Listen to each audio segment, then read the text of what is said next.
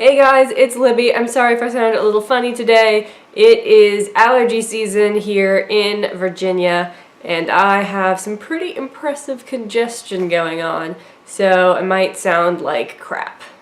But today we are doing my April book haul, in which I show you the books that I acquired by one way or another in April. And this is actually not all the books that I acquired in April. I bought something from Book Outlet, and it was in my local post office like last week. I saw it, I know it was there, I was like, oh, score, I'm gonna get it tomorrow, and now for some reason it's over in North Carolina. I don't know why it has taken this detour, so that is just gonna be part of my May book haul, I guess. Kind of lame UPS, though, I'm gonna be honest.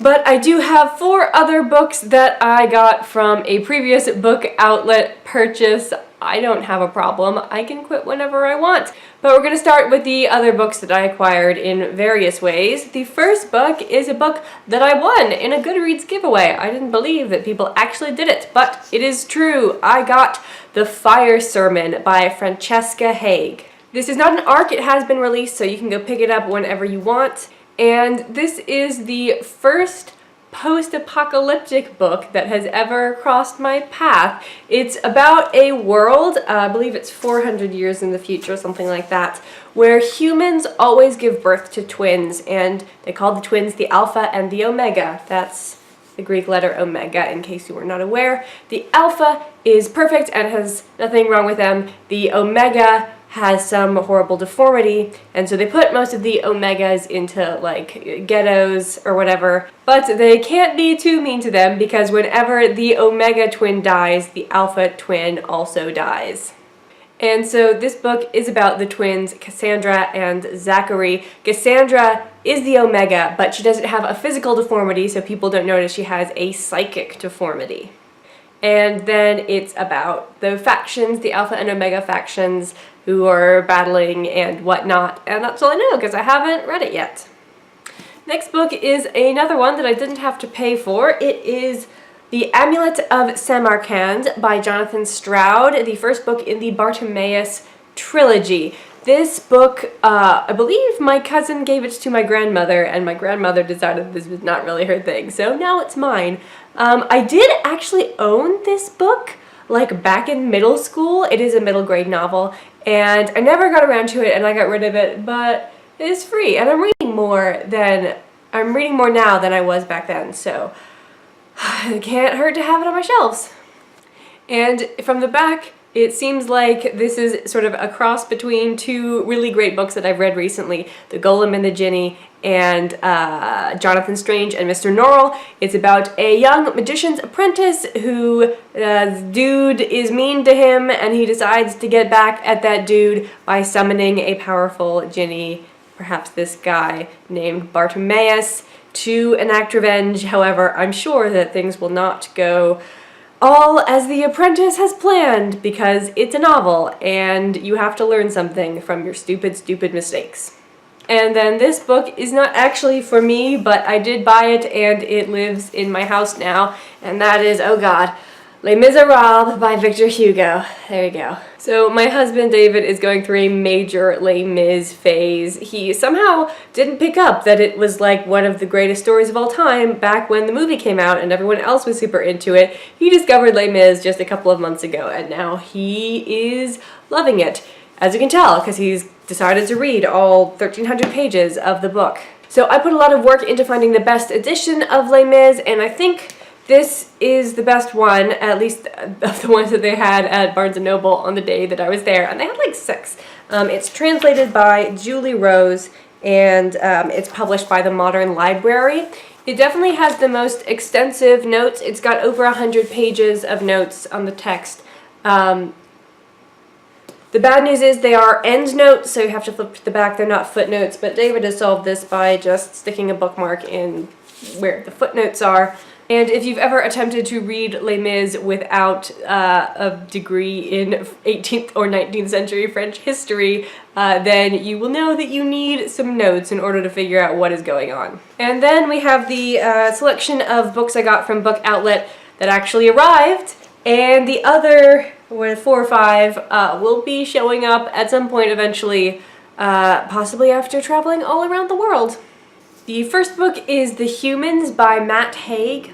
I may have a thing for books with minimalist white covers written by people named Haig. And it is science fiction. It's about an alien who inhabits the body of a man and sort of observes what us humans do here on Earth. And I love this type of story, this story about like becoming human. I love Lady Lejeune in The Thief of Time. I love a character in a book that I can't tell you about because spoilers, but you know that book that I talk about all the time on this channel that I'm like, you have to read because I can't talk about it because spoilers? That book, oh god, people just read it. And then of course, having just read The Golem and The Jinni, that's a story about 2 mythical creatures who are trying to get a grasp on modern to them, 1899, life and blend in. And I think it's one of the best ways to look at the human nature. So I'm really excited to read this one. Then I have The Forgotten Garden by Kate Morton. This will go with the rest of my Kate Morton collection. I'm not planning to buy her 4th book. This is her 2nd. First one's House at Riverton. 3rd one's Distant Hours. I've already read House at Riverton and Distant Hours. And then her 4th one is The Secret Keeper. And that one sounds less interesting to me. It's like set in the 60s. I don't care about the 60s. And I was in Barnes & Noble and read the first chapter and I was like, meh. Kate Morton has a tendency to be kind of samey with her plots. So if you like that sort of thing, then you are good to go, but it can get kind of old. But this book is about, see, they all blend together, I can't remember. This is also about someone named Cassandra. We're having a very Cassandra-ful week over here. So this is about a little girl named Nell who is on a boat to Australia in 1913 when she is abandoned and she's raised by other people in Australia. And then when she grows up, she returns home to Cornwall to discover things about her identity, and it's partially about that and partially about her granddaughter Cassandra, who is picking up the search after Nell dies. I don't think I'm going to read this yet. I think it's a bit more of a beach read, so I'll be saving it for July or August, whenever it is that I'm going to the beach. And then I got Liesl and Poe by Lauren Oliver. And it's got quite a nice cover. There's shiny bits, but it's even nicer under the dust jacket. That's pretty cool. And on the back there is a tree. So this is a middle grade fantasy, light fantasy, I believe, book about a girl named Liesl who is mistreated by her wicked stepmother, a ghost named Poe, and an alchemist apprentice named Will, who I believe go on all sorts of adventures, but it's pretty vague, so I will let you know more when I have read the book. And then the last book I got is Spell Right by Blake Charlton. Now, this book didn't get the greatest reviews, but I do really want to read it because it is a fantasy story about a young man who's trying to be a wizard, but in his world, magic is done by writing out a spell, and he has dyslexia. So this, you can imagine, causes problems, and the author also has dyslexia. And I also have dyslexia, so I wanted to read a book about me.